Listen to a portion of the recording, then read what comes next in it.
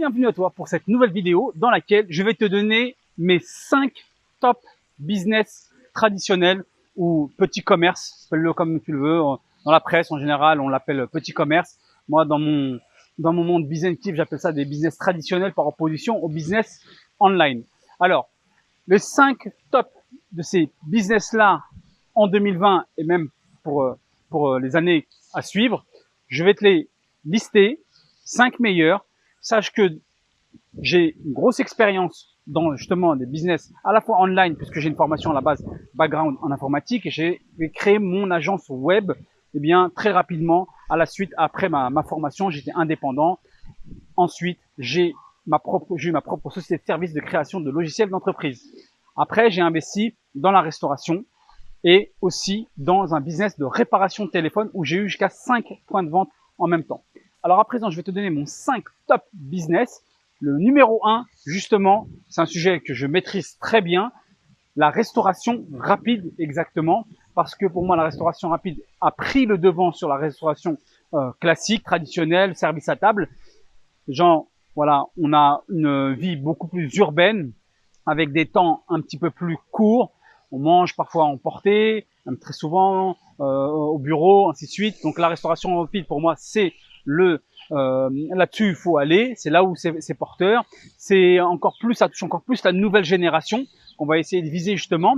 En faisant quoi? En prenant les business justement traditionnels et en les réadaptant à la restauration fast-food. Quand tu es dans cette logique-là, il y a plein de concepts extrêmement intéressants que je te décris d'ailleurs dans ma formation, puisque je te propose une formation dans la restauration.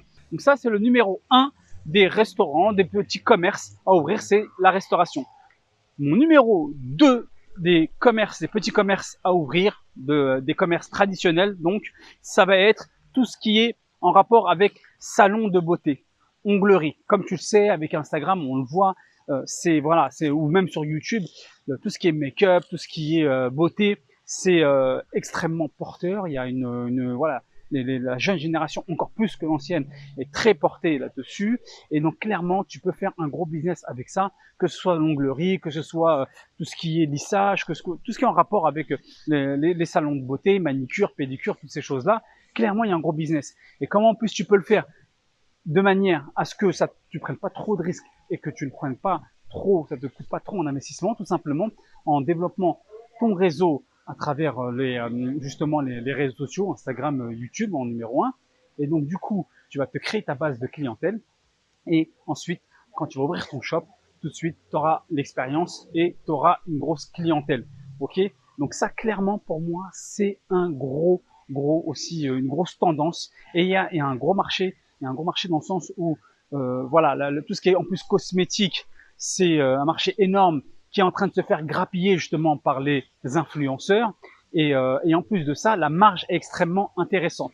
Donc ça, c'est mon numéro 2. Alors, business numéro 3 que je te recommande vivement de t'intéresser, et ça, pour le coup, j'ai aussi une expérience approfondie là-dessus, c'est tout ce qui est réparation de biens électroniques. Téléphone, tablette, laptop, et ça peut aller même plus loin, électroménager éventuellement. C'est vraiment un business, un marché énorme, parce que comme tu le sais, on a tous un bien électronique, et ça ne va que en augmentant. Plus les années passent, plus on consomme de ces appareils électroniques et on en consomme de plus en plus. Tu vois, le temps de vie est de plus en plus court, on va racheter assez rapidement un nouvel appareil et donc du coup, tout se fait autour de l'électronique. Hein. On peut aller même jusque les drones, ça peut dépasser l'ordre juste de la communication téléphone, tablette.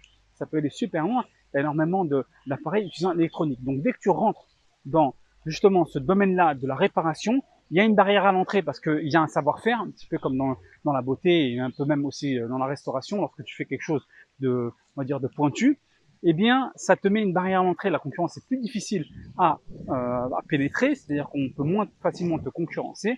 Et ce qui est intéressant, on n'est pas juste dans du produit d'achat à revente, et ce qui est intéressant, pareil, c'est que toute personne est potentiellement un client, puisque comme je te le disais, tout le monde a un appareil électronique, de plus en plus, et surtout, c'est un business de crise, parce que en période justement financière un petit peu compliquée, avant de vouloir racheter un appareil, on va pouvoir essayer de le réparer. Donc, réparation de téléphone, c'est un gros marché. Je t'invite vivement à t'y intéresser. vraiment de très proche. Comme je te l'ai dit, moi, j'ai développé 5 points de vente. Quatrième business traditionnel ou petit commerce, c'est les barbershops. Comme tu l'as vu, ça se développe aussi de plus en plus. Alors, à la base, c'est un salon de coiffure. Aujourd'hui, tu vois que le terme barbershop qui nous vient des États-Unis est tendance. C'est quoi la différence concrètement entre un barbershop et un salon de coiffure classique?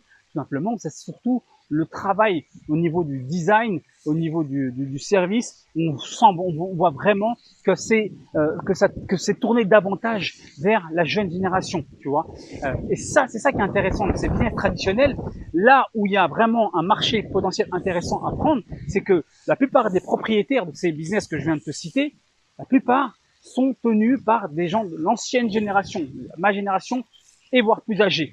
Du coup, ils sont encore en train de communiquer et ils ne connaissent pas les codes de la nouvelle génération. Ils communiquent encore à l'ancienne façon, l'ancienne génération, tu vois. C'est là où c'est intéressant quand tu vas ouvrir ton restaurant ou ton onglerie ou que ce soit même par exemple barbershop, tu as juste à faire en sorte que c'est, si tu veux, en termes de design, en termes de cible que tu vises, une nouvelle génération, tout de suite, tu vois, cette petite différence qui peut te paraître insignifiante, bah, va faire que le barbershop, tu vois, va être full. Moi, j'en ai vu complètement full, parce que quand j'entre en France, je me coiffais là-bas, et fondamentalement, la coiffure, c'est la même que le vieux salon de coiffure, tu vois, tenu par quelqu'un d'autre. Mais la petite ambiance, le côté un peu jeune, voilà, va donner, tu vois, va attirer davantage de monde de la nouvelle génération.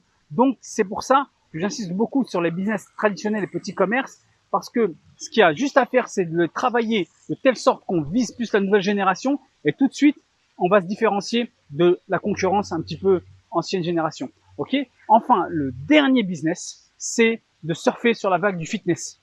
Le fitness, comme tu le sais, voilà, c'est plus que tendance, d'intégrer davantage le sport dans sa vie de tous les jours. C'est en plein développement. On a compris que c'était essentiel, que ce soit pour sa santé, que ce soit santé physique, santé même intellectuelle, que ce soit pour son physique, son apparence physique d'abord aussi, et aussi pour son humeur. Donc voilà, le sport, c'est même si ça n'a pas encore convaincu tout le monde, on est d'accord que tout le monde a compris que c'était essentiel.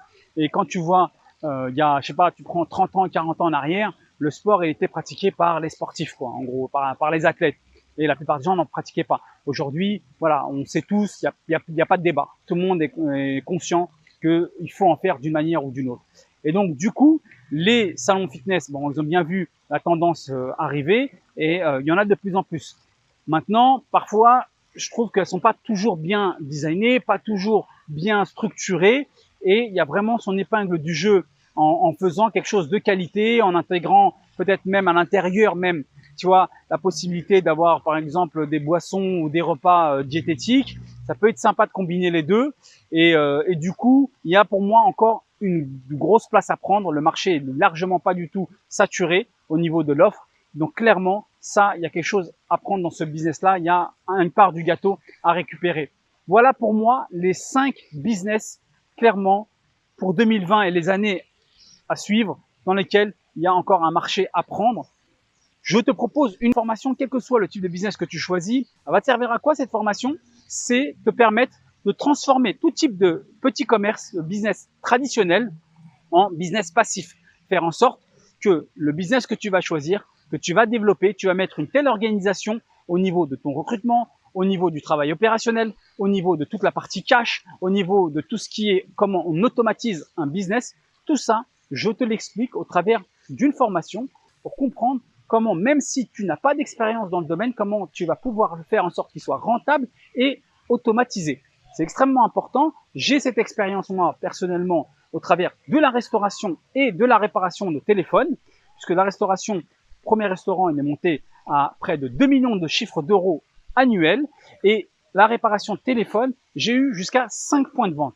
Je t'explique justement tout ce que j'ai mis en place pour faire en sorte que ces business soient automatisés et que je sois donc libre financièrement pour pouvoir partir à l'étranger, voyager énormément, les gérer à distance, travailler que quelques heures à les gérer justement par semaine. Donc, n'hésite pas à cliquer sur la formation gratuite et je te dis à bientôt. Bis and kiff. Ciao!